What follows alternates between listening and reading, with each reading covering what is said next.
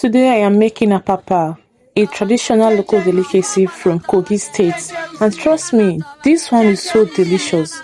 So I start by soaking my beans in water for about 10 to 15 minutes. After soaking, I rinse the beans properly and remove them from the fresh water. You can see that the water was quite dirty, so of course I wasn't going to use the water for cooking. I added fresh clean water and wash the beans properly. After that, I transfer the beans into a clean container with a cover because I was taking them to the engine for grinding.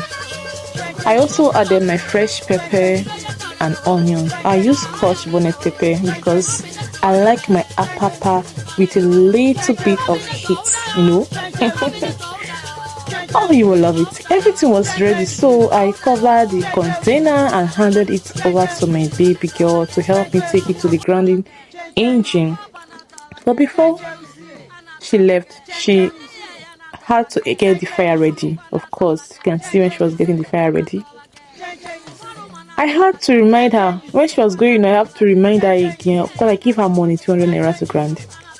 When she was going, I have to remind her because I didn't want her to get there and forget. I also reminded her that to tell the woman grinding it to make sure the beans were properly and smoothly ground.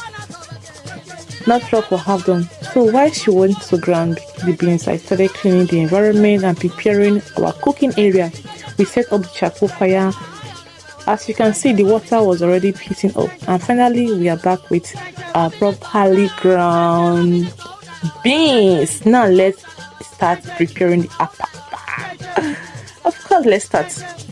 Here I have my red oil, hot water, bowl, cup, spoon, and all the ingredients I need. The first thing I am preparing is my potash. I added a little potash into a cup.